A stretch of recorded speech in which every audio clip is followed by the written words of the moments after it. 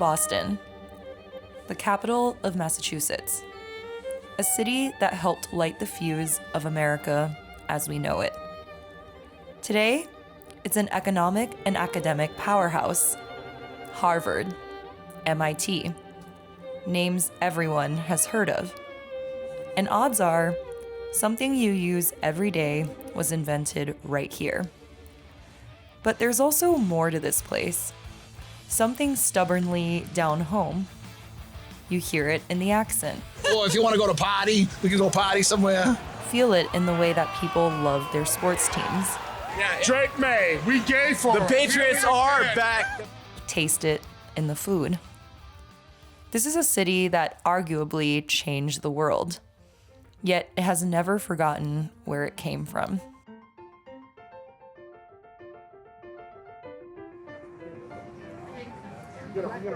Hello from Boston, Massachusetts. This is one of the oldest cities in America. It was founded in 1630, and the American Revolution essentially started here. So you have a ton of historical sites to explore, and it's a really interesting place from that perspective.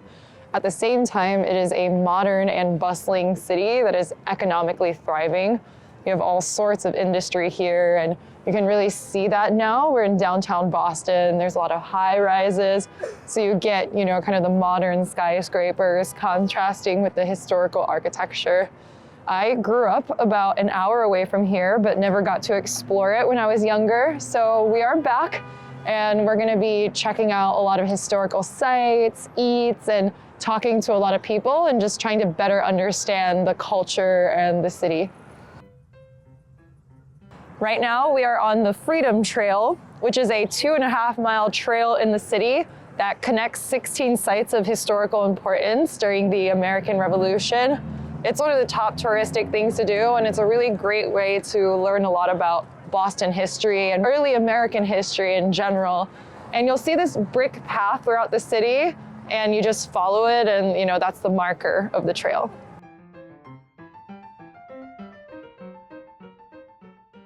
We're in front of the old State House, and this is a place with a lot of history. In 1770, the Boston Massacre took place here. Conflict broke out between colonists and British soldiers who had been stationed here to enforce taxation. 5 colonists died as a result, and these casualties are said to be the first in the Revolutionary War. And then in 1776, the Declaration of Independence was read to the Boston public out on this balcony. So this just shows how much early American history took place in Boston, and really the Revolutionary War and the founding of the United States really happened right here. We're going to take a little break from our Freedom Trail stroll and head inside Dunkin. Now this is the New England coffee shop, and it was founded right here in Boston. Well, technically 20 minutes outside of Boston, but locals here love this coffee. In Massachusetts and all over New England, this is something that people will get every single day.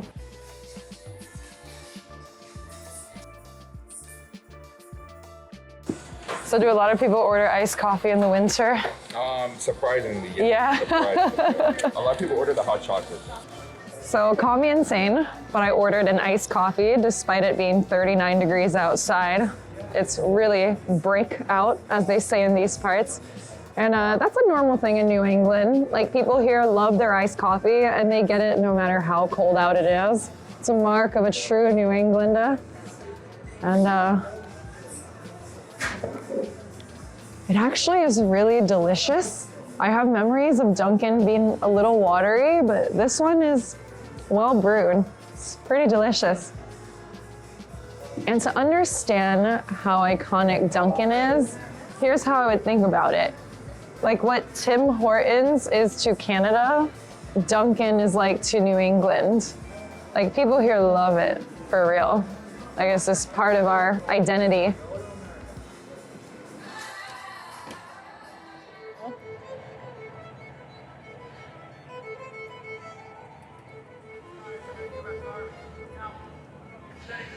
Behind me is the Old South Meeting House, another revolutionary spot on the Freedom Trail. So this was a religious and community gathering place, so it wasn't a government building.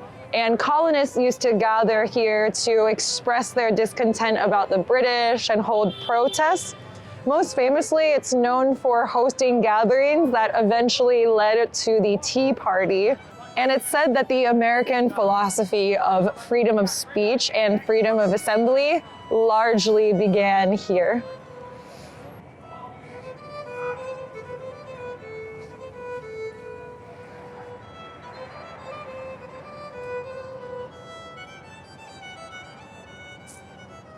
We're at the Granary Burial Grounds now, and you have a lot of notable figures from American history buried here. A lot of the founding fathers and revolutionaries. So John Hancock is buried here. His gravestone is right behind me.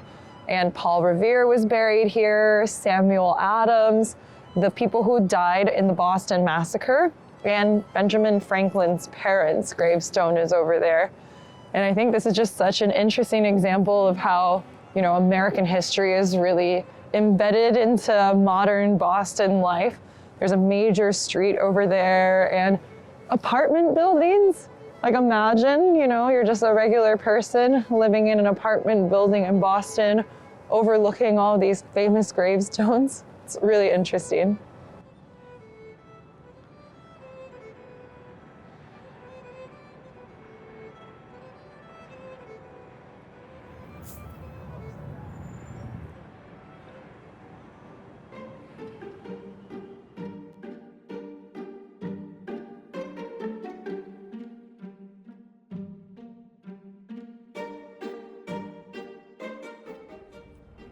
Just casually in the oldest park in America, feeding very friendly squirrels.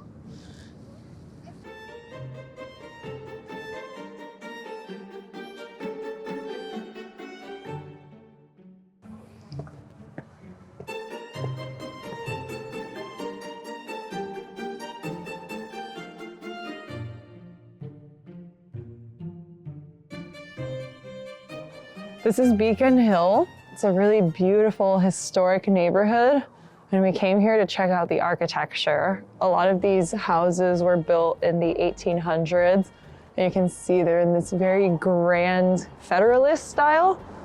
And then the brick sidewalks are really unique as well, and these gas lamps. So it kind of feels like you're stepping back in time a little bit.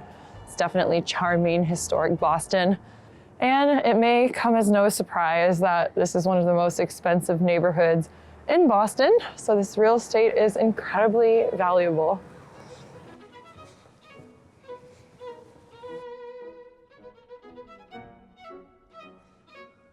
This is Acorn Street. This is probably one of the more Instagrammed places in Boston, and it's not hard to see why. It is very, very cute.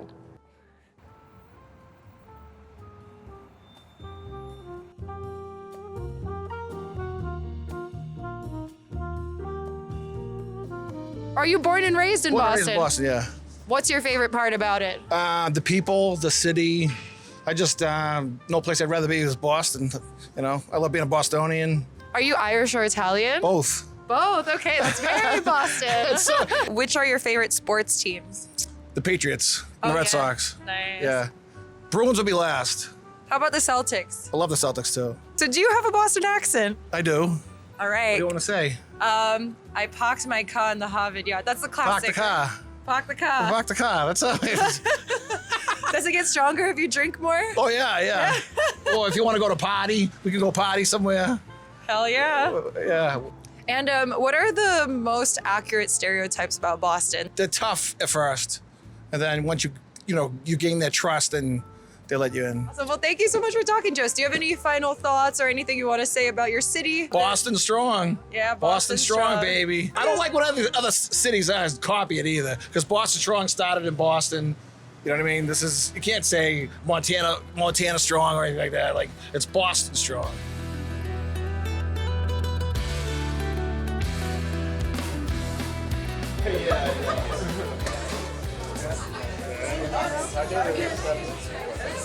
We are at Sullivan's Tap.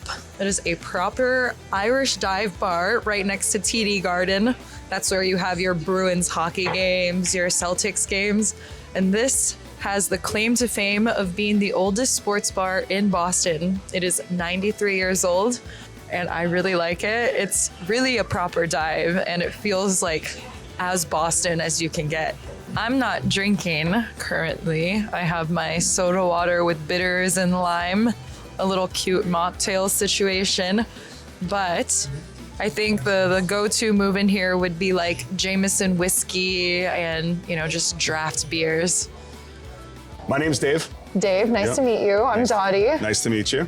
And tell me about Sullivan's Tap. Well, Sullivan's Tap's been here since 1933. It opened, allegedly, December 5th, 1933, the day after Prohibition ended. Oh, really? And before that, it was rumored to be a speakeasy. The bar is 153 feet door to door. It's still the longest bar in Boston. What's this place like on game night? Any kind of Bruins or Celtics night, this place is just slammed. It's, we say nuts to butts. I can imagine. And it's a lot of sports fans. Yeah, primarily sports fans. Were you born and raised in Boston? I am, yeah. So you were basically raised on sports then your whole life? Yeah. My dad would take me to the Red Sox games when I was younger. I think my first Red Sox game, I might have been like 8 or 9 years old. And then when I had my kids, I brought that culture into our home too. I think I brought my son when he was 6 months old. Why do you think Boston is such a big sports town? I think probably a lot has to do with the fact that it's kind of inherited. It's just, it probably started, long time ago with your great-grandfather, and then it was just kind of passed down from generation to generation. Is being a bartender really like being a therapist? Yeah, only, well, I guess my prescription is more booze.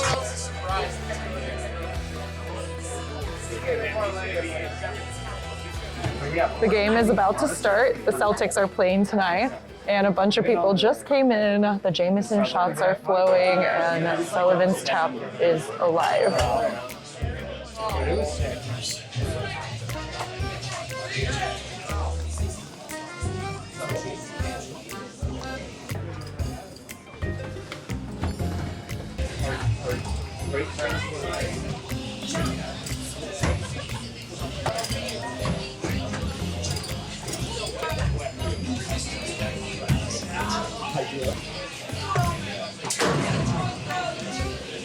I'm basically a Celtic at this point. All right, we're out, but pretty good crowd for a Tuesday night.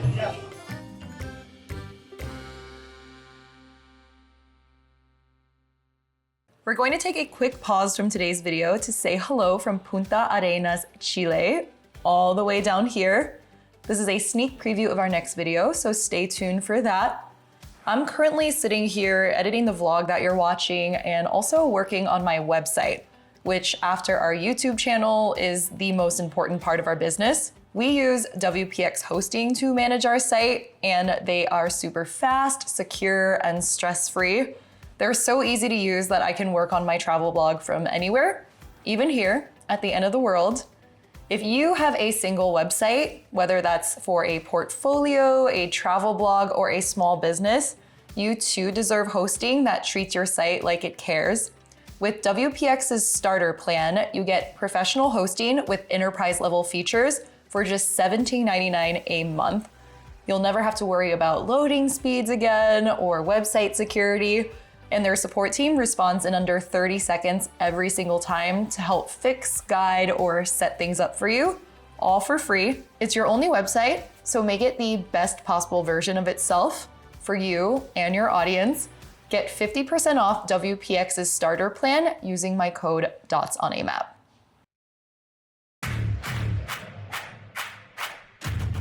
Boston lives and breathes sports, and the fans here are a breed of their own. Whether it's baseball, basketball, hockey, whatever really, they turn up and turn out for their teams. Tonight, we're at the iconic Gillette Stadium to watch the Patriots, the region's beloved football team. They're playing against the New York Jets. It's a cold, cold night, proper New England chill. But the weather does not deter anyone. We found our seats, and we're packed very tightly up here. Everyone is standing, and the atmosphere is pretty insane in here. And I can barely feel the cold because, like, body heat, you know?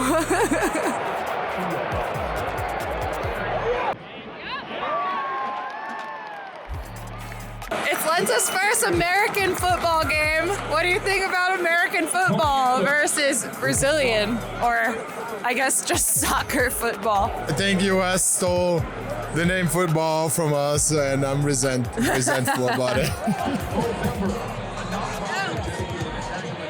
The attendance is crazy. The stadium is completely packed right now.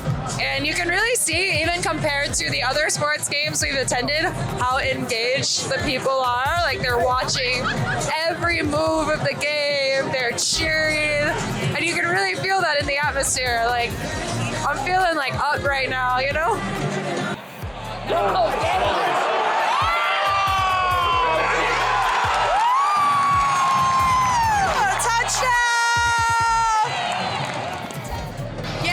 Touchdown!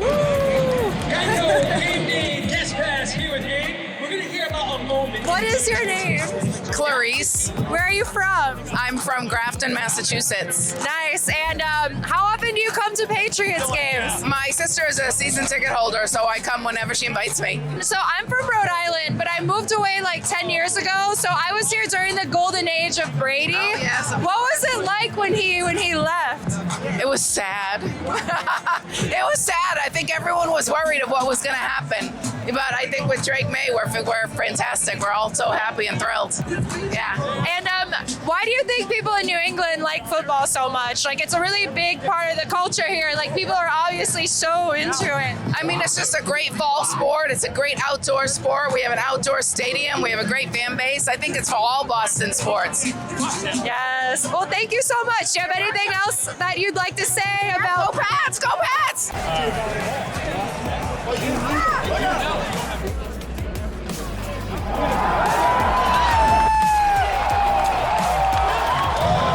Touchdown number 2. They're doing good. What is your name? My name is Dylan. Dylan, where are you from? I'm from Massachusetts. How often do you come watch the Patriots? Once in a while. This is my 3rd game this year. Okay, that's a lot. I've had a great year so far. The Patriots are doing well, right? They might make it to the playoffs, right? I think they will. 100%. Yeah. Can you not hear the fans? The fans agree too. And why do you think New England is so into football, but also sports in general? In New England, we have to deal with all 4 elements of the winter. We have to deal with the summer, the winter where it's very cold. It doesn't matter about the elements or the harsh conditions. Patriots fans always show up. How about you? Are you a big Patriots fan? Come on. I've been a Patriots fan since birth, you know? I was a Patriots fan before when we sucked. So you've been here through all the ups and downs. Oh yeah. Yeah. It's been a great ride though. How many games have they won this season already? We're 8-2, right? 8-2. 8 or 9-2. No, it's 7-2 or 8-2. Okay, so they're doing really good. Yeah, great. Yeah, hell yeah. That's good to hear. Not for the rest of the NFL. Yeah. I hate that we're winning again. Fuck the rest of the NFL. We back, baby. Yeah. Drake May, we gay for The him. Patriots are back. The Patriots are back. Yeah. Fuck the rest Love of the Drake teams. May, dude. We are back. Yes. Go Patriots! Yeah. Patriots.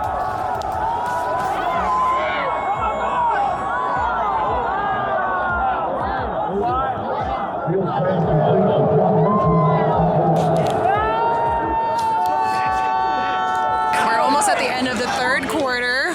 The Patriots are ahead, but the Jets also scored, so it's a little bit close. So we'll see what happens.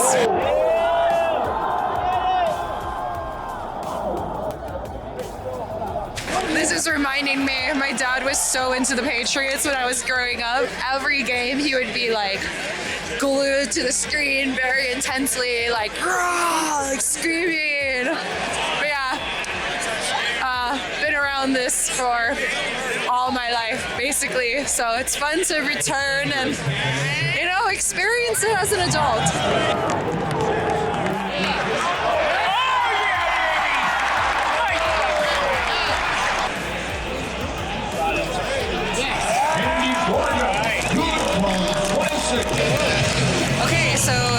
5 minutes left in the fourth quarter, and the score is like 27-16, so it looks like they're going to win. So we're running to the parking lot so we can get out of here because the traffic is notorious. So wish us luck.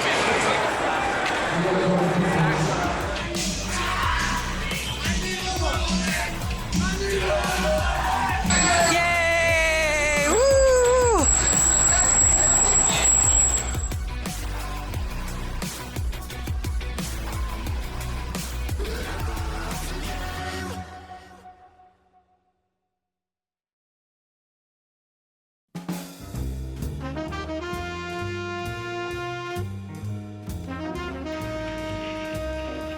It's almost 11 a.m. There's a little bite in the air, some New England chill, and we are in the north end of Boston, standing in line for Neptune Seafood. The line is any indication, it should be pretty good. This place comes very highly recommended. They have a raw bar and some hot seafood dishes, and it's slightly more elevated. And of course, when you're in New England, you know, seafood is the thing to eat. We're right along the Atlantic, right by the water, so everything is really fresh and delicious. We always love a counter seat because we get to see all the action. So get to see the oysters being shucked and everything being prepared right here. On a busy day, they shuck around 1,000 oysters. But keep in mind, the opening hours are 11 to 3, so they're going through these in 4 hours time. It's very impressive. We ordered New England clam chowder. This is a must-have when you're here. And it is a creamy stew-like soup. So it's made with milk or heavy cream generally, maybe a roux of butter and flour. Then you got clams in there, of course, the namesake, and big chunks of potato.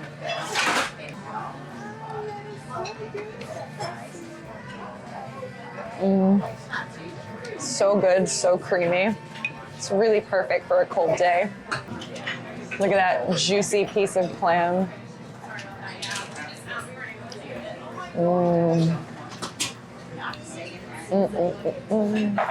The thing to do in New England is you put these oyster crackers in the chowder, and then it soaks up all of that goodness and adds a little texture.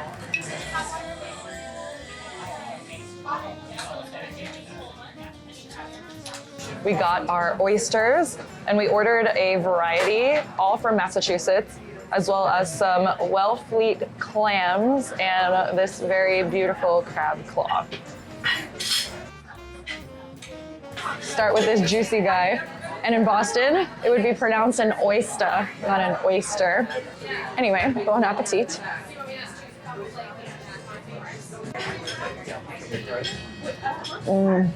Oh man, these are so good. So fresh, so cold. Yeah, excellent.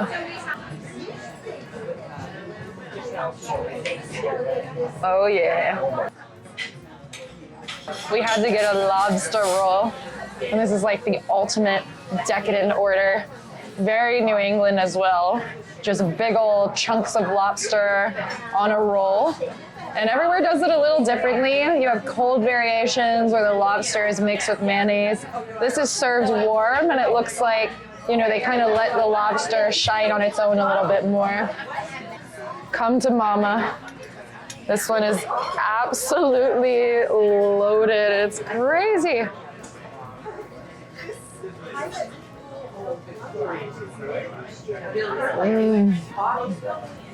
So delicious. I love that the lobster is simple, so the flavor really stands on its own. There's a little bit of butter, and man, it's just really fresh and soft and delicious. And to think, lobster used to be the poor man's food. You know, they used to have so many of them that they would feed them to prisoners, and over time, its reputation changed, and now, of course, it's kind of this expensive luxury. But yeah, this lobster roll is 100 out of 10. We saved the best for last, the crab claw right here. Look at that beautiful baby.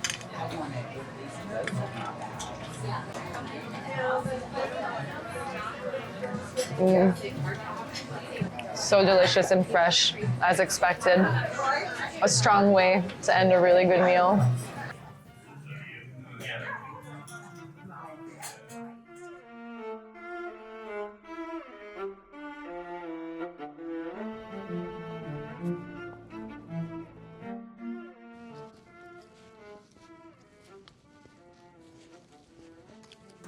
We've come to Cambridge to check out Harvard University. You may have heard of it. It is one of the most prestigious universities in the world, but Boston is home to many world-class universities. Harvard is one of them, MIT, Northeastern, you have music schools, art schools. The whole city has something like 250,000 students, which is pretty mind-blowing. And this academic culture is a really big part of Boston. And take a guess at how much tuition is here. I'll give you a second. According to Google, to attend Harvard each year, the range is from $60,000 to $80,000 US, which is absolutely freaking insane to think about. So it's for smarties, but it's also for, richies as well.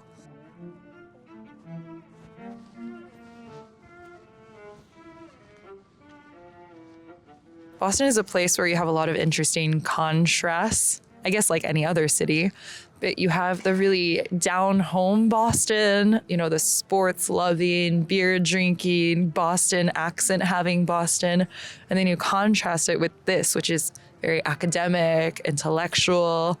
There's a lot of tech and innovation, and these two sides really coexist quite well together, in my opinion, and it makes this place pretty interesting to visit and take in.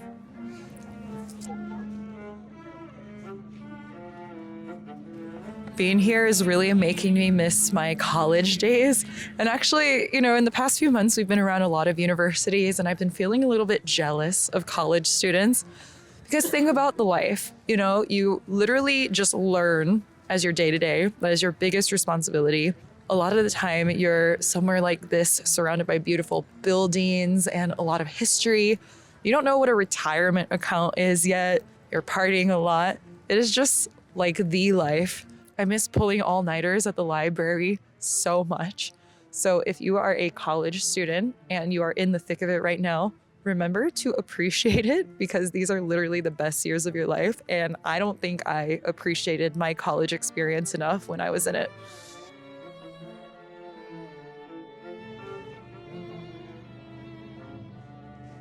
So you're a student here at Harvard. Can you tell me a little bit about what it's like? It's very different from what I thought it would be. I'm a first-year student, and courses are hard.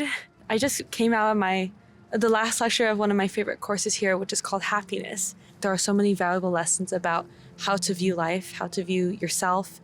I just walked out, and I feel like just like a big feeling of like reflection and happiness. I think student life here is also really cool because you have some of the most incredible people from all around the world here. When you put us all in a classroom and we're all sharing different thoughts, you can hear so many different perspectives, some of which you might not agree with, but you get to see this other side of the world that you wouldn't have seen otherwise. So how was it different than what you expected, actually? I think a lot of, especially like high schoolers, when they're busy like preparing for post-secondary, they're like, well, after I get into college, like life will be bliss and like everything will be perfect. College isn't about like perfection, but about being able to deal with these new problems as they emerge and being able to stay positive. Harvard is obviously, it's known as the most prestigious institution in the world. Does it feel like that? Sometimes the tourists that are around make it feel like that. But most of the people I've talked to seem very humble. I also sometimes forget that I'm here. And then when I talk to some people who are outside of Harvard, they seem very like shocked and surprised. And what are you studying? I'm actually not sure yet. I'm just exploring. I think I'm very interested in like a mix of STEM and like social impact. So perhaps something that has to do with like tech ethics in the future.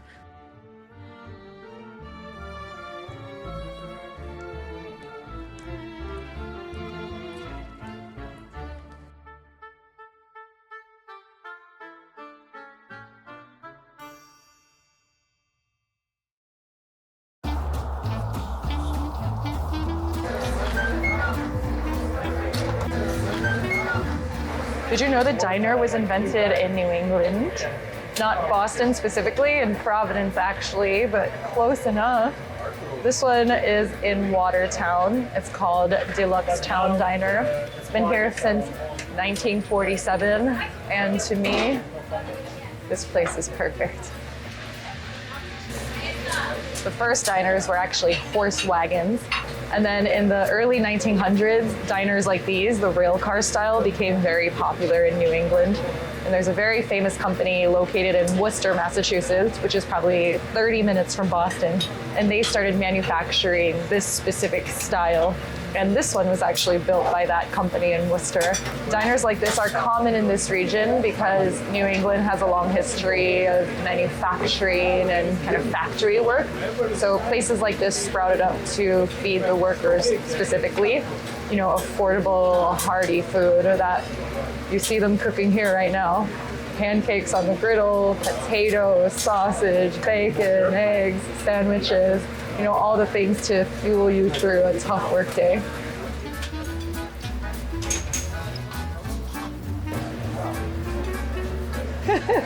This breakfast is as American as you can get. You know, the plates bigger than your head in a setting like this. I love it personally. We ordered the classic diner breakfast as it was appropriate. And we got 2 chocolate chip pancakes, the toast, 2 eggs, sausage, potatoes, and a side of corned beef hash. And this is really standard diner fare. You know, you break the yolk. I like to, you know, get a little piece of sausage, get a potato, and just dip it in there. Cheers.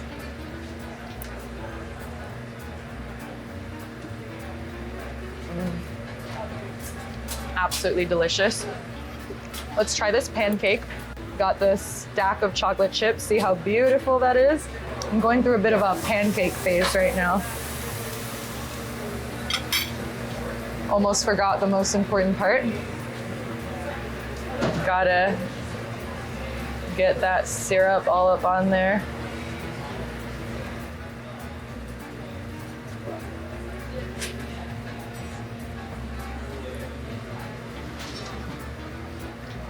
Sugary, buttery, amazing.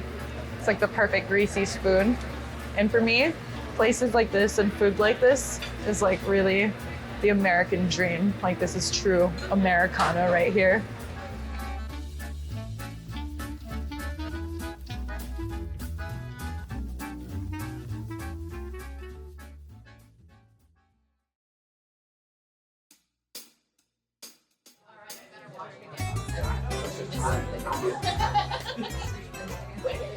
Boston is a city that's really shaped by Italian immigrants, so you can't really come here without eating Italian food.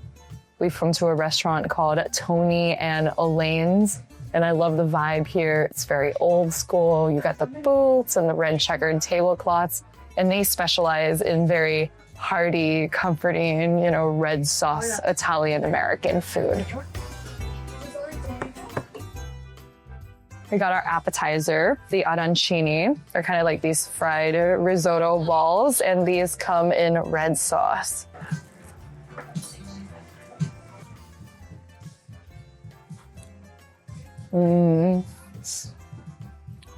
Delicious, and exactly what I was looking for. Like Italian American food is really different from Italy. It's much heartier portions, you know, much more decadent, and this definitely fits the bill. Now that's a cheese pull right there.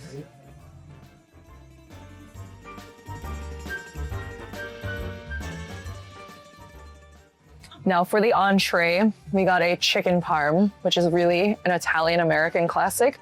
I don't know if they actually have this dish in Italy. And they were kind enough to automatically divide it into 2 portions, but these 2 are actually a single portion, which America.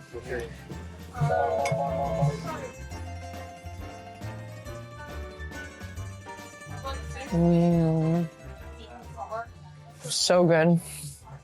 Chicken is crispy. The cheese melted. Amazing.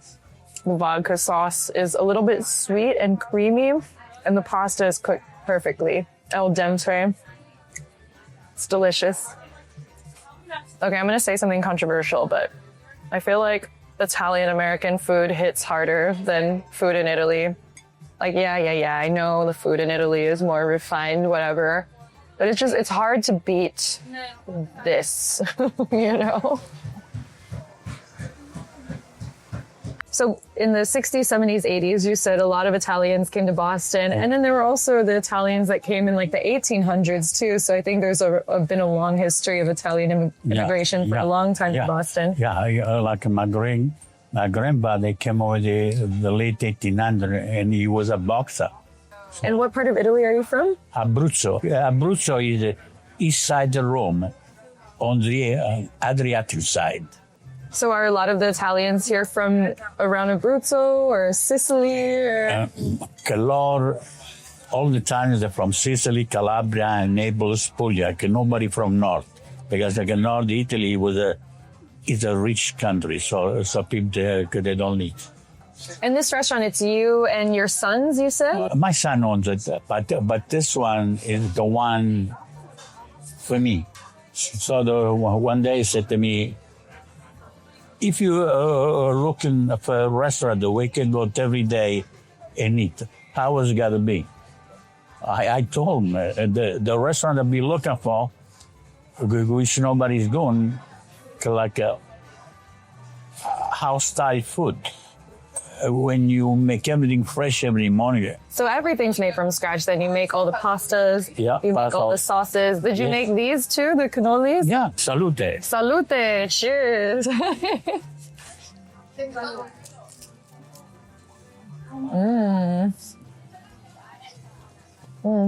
like the crunchiness of the outside. Chin chin, grazie. Make this work, all right?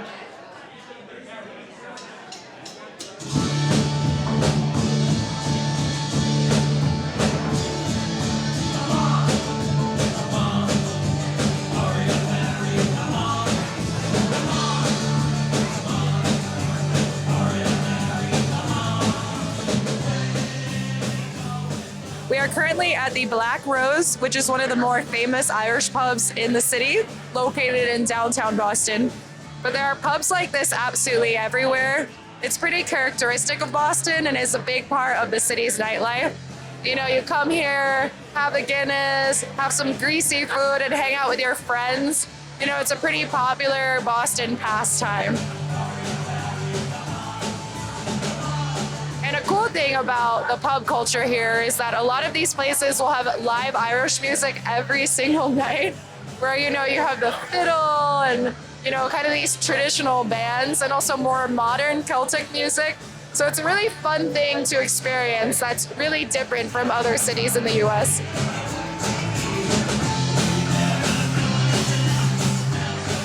I really like places like this. It's very unapologetically Irish and a little bit kitschy in the best way possible. You know, you have the Irish decorations, the Irish music blaring in the background, the Irish pub menu. All the servers are Irish, so it's just really Irish as hell.